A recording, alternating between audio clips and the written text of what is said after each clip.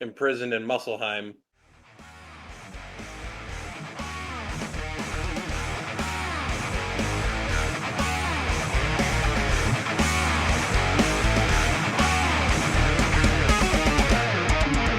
This is Movie Night with the Boys.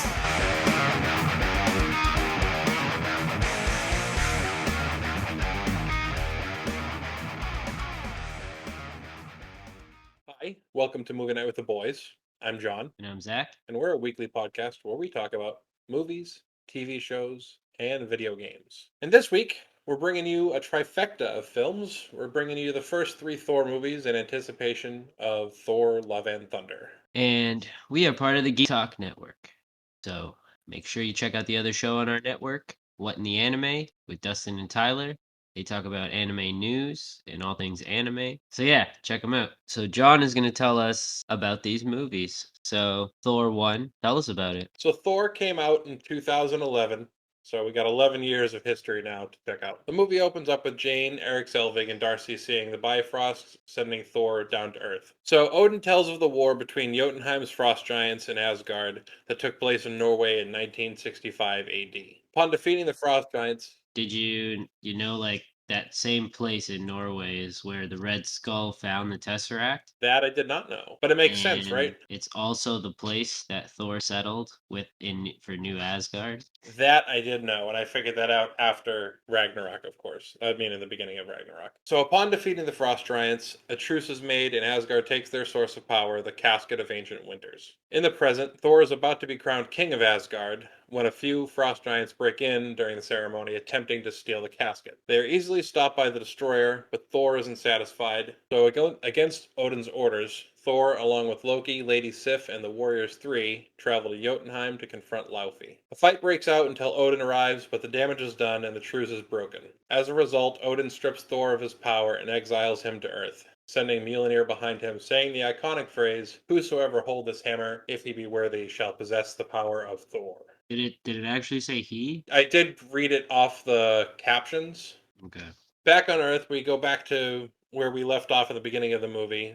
Thor has been hit by Jane driving a truck, so they have to take him to the hospital. And then after that, we see that Mjolnir has landed in the desert, and soon after that, people start trying to pick it up. Shield comes and takes all of Jane's research. Thor realizes Mjolnir is on Earth and goes to it. When he gets there, he's found that Shield has set up an encampment around it to try to understand it, it seems. But he breaks in, he gets through, and he gets to the hammer. But he fails to pick it up, resulting in him being captured by S.H.I.E.L.D. This scene's also the first appearance of Hawkeye in the MCU. I didn't know who he was when I first saw this movie. Selvig helps get Thor out, and he begins to accept his fate on Earth. Loki confronts Odin about being a frost giant, and Odin tells him that he is Laufey's son, causing an argument ending in Odin falling into the Odin sleep. Loki takes the throne of Asgard and offers Laufey the chance to kill Odin and get the Casket of Ancient Winters back. Lady Sif and the Warriors 3 go to Earth to try to bring Thor back from exile. Loki knows this is happening, so he sends the Destroyer to kill them and Thor. Did you see like the name of Jane's ex, like the name tag on the clothes? Yes, Donald Blake, which I do know to be a callback to comics.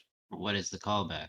That is, if I'm not remembering incorrectly, which is entirely possible, that is Thor's human alter ego Technically, yeah, it's his alter ego. But then in or later his secret in identity. but then in later comics it becomes an actual separate character. I think what Really? originally happened was the human Donald Blake, something to do with like Thor was like put into his body or whatever when he was cast out by Odin. Huh. So yeah, Donald Blake is a big callback to the comics. So the Warriors try and fail to beat the Destroyer, which makes Thor offer himself to Loki to stop it from killing any more people. Nearly dead, Thor's hammer returns to him, granting him his powers once again. He is able to defeat the Destroyer and return to Asgard to fight Loki. Loki turns on Laufey and kills him, saying it's the reason they need to destroy Jotunheim with the Bifrost. Thor shows up and fights with Loki, who's turned on the Bifrost to destroy Jotunheim. Unable to stop the Bifrost, Thor destroys instead the Rainbow Bridge, which causes the entire Bifrost to fall apart. As Thor and Loki are about to fall into the abyss created by the destroyed bridge, Odin arrives. Loki falls in, and Odin and Thor reconcile, with Thor saying he's not ready to be king. On Earth, Selvig, Jane, and Darcy attempt to figure out how to reopen a wormhole to Asgard. And then, for the post-credit scene, Eric Selvig is shown the Tesseract, where we see Loki has some kind of influence on him. And that is Thor 1. So you didn't mention the Stan Lee cameo. You're right, I didn't. And in this one, it was the truck. Yeah, He was driving the truck that pulled the bed off. and inside the restaurant, you actually see that truck driving with no bed on the back of it. And then the other thing is, did you catch the fake Infinity Gauntlet inside the treasure room? No, you know what it is? I'm thinking of Ragnarok, because it's the first thing in Ragnarok. It's also a right-handed glove. That I did not catch. What were a couple things you enjoyed of the movie? Couple things I enjoyed. This one was tough. I didn't enjoy it as much this around as I did the first time, but I also haven't watched it in probably upwards of 10 years. I think I kind of actually really enjoyed Thor's arc in this one, where he went from this narcissistic warrior who, not really narcissistic, I shouldn't say, but this proud warrior who was just about the fight and not about the people so much. And he started to realize that he could be a person. So yeah, I kind of really dug his arc about in this one. I really like Loki. I really like Loki as a character in this one, because it's really like the beginning of the development to the character we know, but you kind of see the basis of it here really, really well put together. And I like that. I liked his character in this movie. What about you? I don't know. As an origin story, it was okay. Like, it wasn't terrible. To be honest, after watching The Dark World 3 times, I'd say Dark World is a better movie than the first one. So yeah, not too much. This movie was pretty basic. Like, nothing really happens. So Yeah. yeah, I don't know. Not so much. So what is your overall rating of this movie? 6.5. I'm gonna go with the 6.5. Okay. What about you? Honestly, the movie is boring as hell, kind of. I give it like a 5. Yeah, we failed to mention Thor's eyebrows. Yeah. We're they not, were we they won't- were fucking bleached. But apparently Kevin Feige came to regret that decision, so Clearly, they fixed fucking it. clearly. They fixed it. Yes, they did. All right, John, tell us about Thor 2: The Dark World. So, Thor: The Dark World opens with, once again, Odin talking about, this time, the Dark Elves and Malekith, and their attempt to use the ether to send the Nine Realms into eternal darkness. Thor, Odin's father, and Asgard fought and stole the ether, causing the Dark Elves to lose the fight. Malekith and some of his other Dark Elves escaped, and the Asgardians hide the ether. Within that, Bor also has come to the belief that he has killed all of the Dark Elves. So, as far as Asgard knows, they are extinct. Next, we get Loki imprisoned for his crimes on Earth during the events of the Avengers. Thor, Sif, and the Warriors 3 fight on Vanaheim to restore peace to the Nine Realms after the destruction of the Bifrost. Wow, I just called it the Bifrost. So you know that the champion there is the same race that Korg's from, right? I remember reading that a while back. Darcy and Jane go to a place that's showing some weird readings on their equipment. Once they're there, Jane investigates and is sucked through a portal to the Ether's monolith, where it attaches itself to her. The rediscovery of the ether awakens Malekith and his ship. From there, we learn of the impending convergence from Heimdall, where the nine realms align, which can be both dangerous and beautiful, according to him. Then Jane is shown floating in the ether. She wakes up to find that 5 hours have passed and Thor has arrived, as Heimdall was no longer able to see her. Police on the scene attempt to arrest Jane, which causes the ether to react, sending them flying. So Thor brings her to Asgard and attempt to learn what is happening. So I don't know if you've ever caught this, but did you catch the two ravens like flying in when Thor was on his way to Odin? You see the two ravens fly in. No, I did not. Do you know the significance of the ravens? No, I don't actually. So Odin has in Norse mythology, Odin has two ravens, Hugin and Munin, right? And their names mean wisdom and memory, right? And they're basically his two pets. Like, they're always depicted with Odin. So in the first Thor movie, the two ravens were sitting on each of the corners of his throne, and in this movie, you see them flying around, heading over to Odin.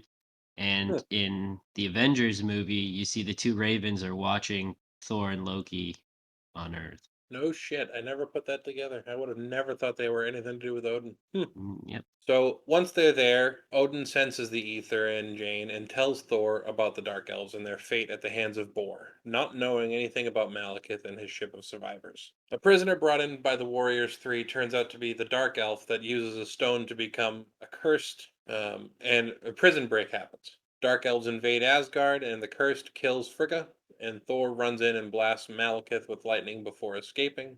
Unfortunately, Thor saw this and he freaked the fuck out. Now, do you know the significance, though, of Thor blasting his face, turning half his face black? No, I don't. In the comics, that is how Malekith is drawn. He's like half and half. He's Oh, half white, half black. oh, that's kind of cool. Kenneth Branagh keeping it somewhat comic accurate.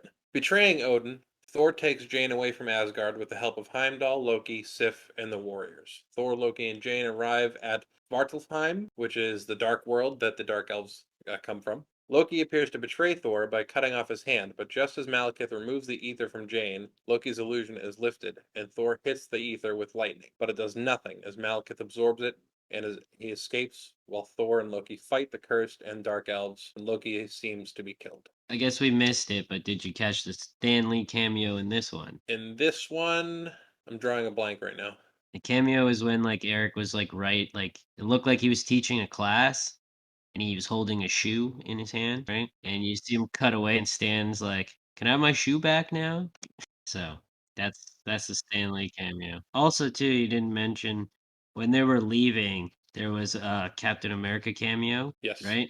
And the funny thing about that cameo is before Chris Evans showed up on set, the Loki actor, I'm drawing a blank on his name, Tom he Hiddleston. he was like, "Can I wear the suit?" Tom Hiddleston puts on the suit and does the scene, right? And so like that's why you see Chris Evans acting the way he is. So basically, and Chris Evans shows up and sees him doing this. So the scene is Chris Evans pretending to be Tom Hiddleston, pretending to be Captain America. That's the whole act there, which is pretty That's good. fantastic. So after the fight on the Dark World, Thor and Jane come across a portal back to Earth where they, along with Selvig and Darcy, prepare to set up equipment designed to help them against the Convergence. Malekith arrives on Earth where he and Thor fight between the different worlds, and Malekith is almost successful until Thor uses the equipment to portal Malekith away in pieces back to his own world, where a ship is then dropped on him. Thor tells Odin he doesn't wish to be king, instead choosing to be a protector of all realms. He leaves, and we see Loki is alive and pretending to be Odin. Then we get the end credit scene, which is Sif and Volstagg bringing the ether to the collector because the Tesseract is already on Asgard, and it is not wise to keep two Infinity Stones close together. There's also another end scene where you get to see the Beast from Jotunheim. He's still running around um, London, like chasing birds and shit. Pretty funny. So, what were some things about this movie that you enjoyed? But Jane's role was more in it this time around. Natalie Portman is a really good actor. I've always enjoyed her stuff. I haven't really any complaints about her as an actor, and she was much more utilized in this movie than she was in the first one, and I really appreciate that. I also really liked the depth of emotion that Loki had in this movie. When he found out that Frigga was dead, he was trying to hold up his illusion, and when Thor calls him out on it, you see him disheveled, and he's such a good actor that it really resonated. You can kind of feel how he felt when he felt it. So I really dig that about that actor and that character in this particular movie. What about you? Like I said earlier, I don't know. I just kind of enjoyed this movie more than the first one. Like I said, like a lot more happened. There was a lot more fighting, right? Thor's still kind of, you know what I mean? He's still kind of an arrogant douchebag all around when you think about it. So realistically, he shouldn't have got his powers back in the first movie. Yeah, I don't know. It was okay. It was okay. What was your overall rating of the movie? Give this one a 7.5 because it definitely deserves at least a bit more credit than the first one, like you said. It still wasn't great, but it was much better than the first one. So yeah, I'll Yeah. give it a 7.5. What about you? I gave it a 6. All right. Well, tell us about Thor 3 Ragnarok.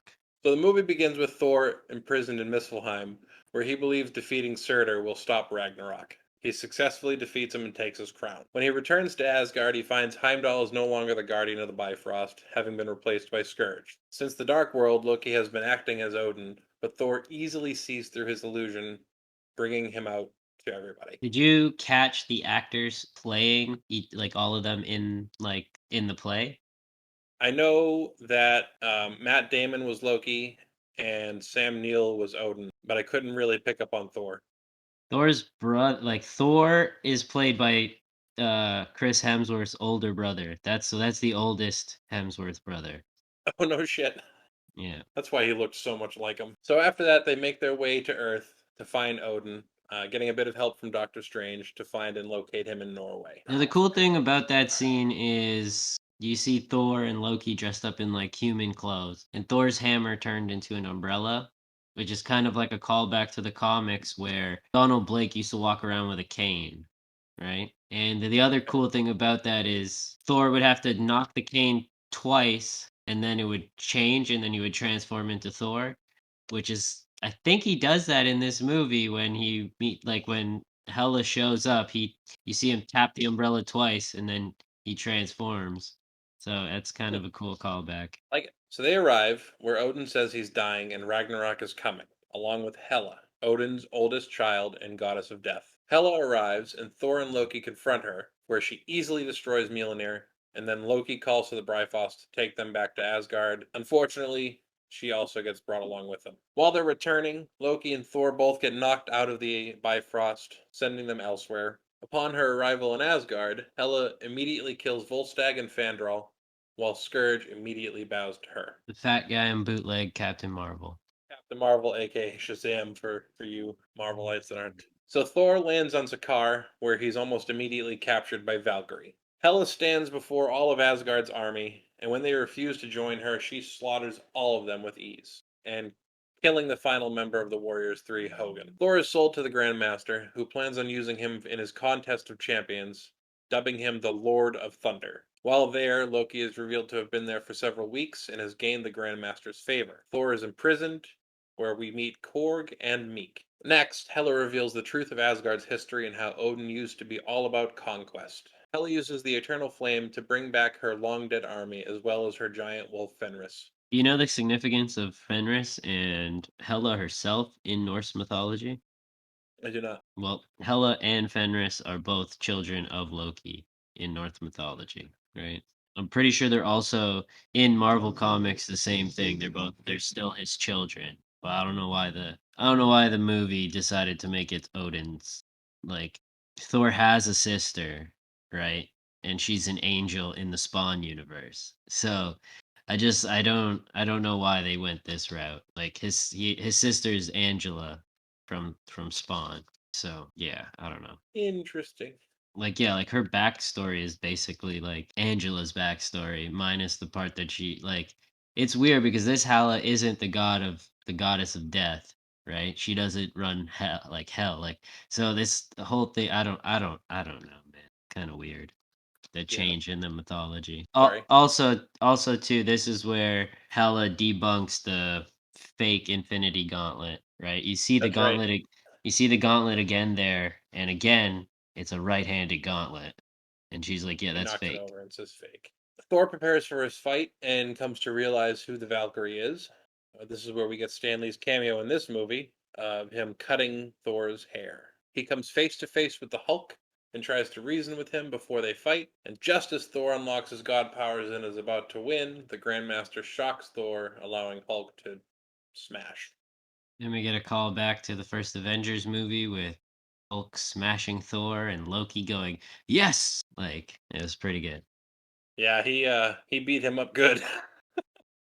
So Hela attempts to start her own conquest, but Heimdall has stolen the sword that's used to open the Bifrost, resulting in her starting a manhunt for all of the Asgardian refugees. Hulk tells Thor about the Quinjet, but he doesn't want to leave with Thor.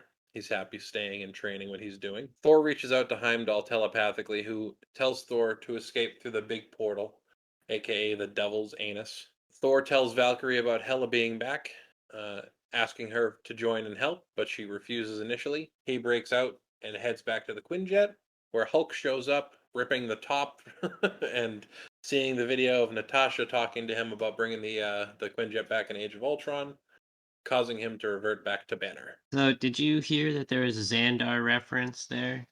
Yeah, something about going through Xandar and taking 18 months to get back, I think it was. Yeah, no, do you know what Xandar is? Again, I'm drawing a blank. It's the planet where where it's basically where the Nova Corps is, where they put the Power Stone in Guardians of the Oh, Galaxy. okay, yeah. Yeah, it's all tied together.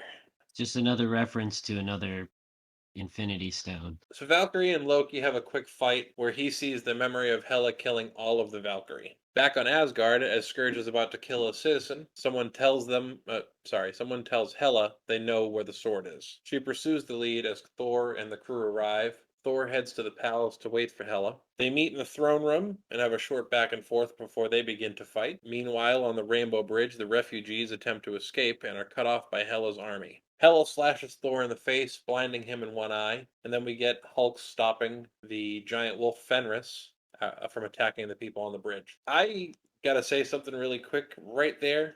When Bruce threw himself out of that ship and he landed and he looked dead, I kind of thought for a second he was dead. I'm not gonna lie, I definitely like LOL for sure. He's a fucking thud.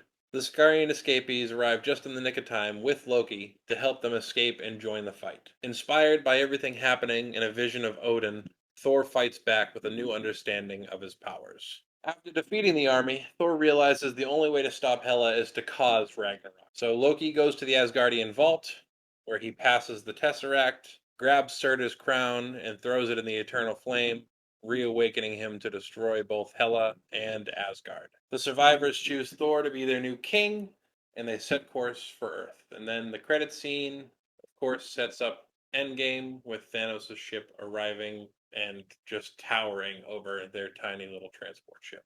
Yeah, so what were some things you enjoyed of this movie? A lot of people dislike Marvel's bathos. I found myself giggling almost every time Thor made a funny or Bruce made a funny. Like even in the times that were serious, like when they're, for a good example, when Thor and Bruce are being chased through Sakaar, and he's got the veil that he puts over his face when he's talking to Valkyrie and says, "Now I'm disguised."